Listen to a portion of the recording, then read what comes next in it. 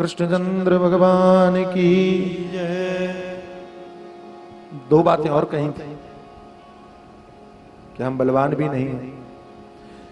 सत्यम मया जो गुणेभ्योरुक्रमांता शेते समुद्र उपलम्बन मात्रयात्मा नित्यं कदिंद्रिय गणे कृत विग्रहस्त्वं तत्सेवकै निपपदं विदुतं तमोन्दम।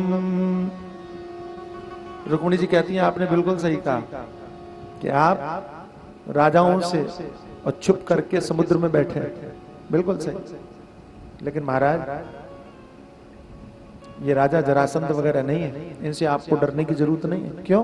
अरे इनको तो आपने 17 बार हराया, इनसे भयभीत होने की क्या आवश्यकता थी आप?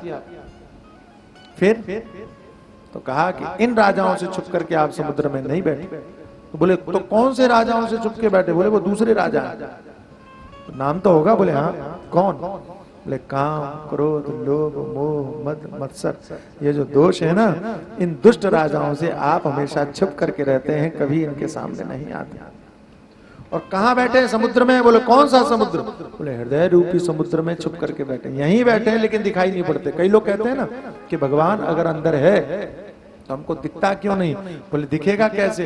क्योंकि जहां काम हो, जहां लोभ हो, जहां मोह हो, जहां मद हो, जहां मत्सर हो, वहां भगवान तो छुप जाते हैं, प्रकट नहीं होते। और तुमने इनको प्रकट करके रखा है, इसलिए भगवान तुमको दिखाई पड़ते नहीं है। ये नष्ट हो जाए भगवान तुमको नजर आने लगेंगे। तो नष्ट कैसे होंगे? ये बढ़िया बात।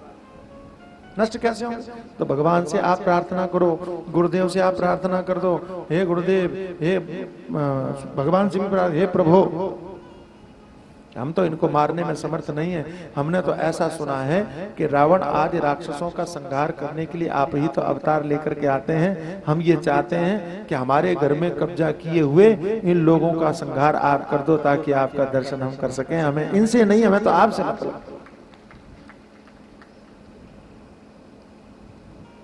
रुक्मिणी जी ने कहा, आपने कहा कि आप तो युवराज भी नहीं, जाने दो। क्यों? अरे महाराज आप राजा बनोगे, इससे आप बड़े नहीं हो जाओगे। क्यों भाई?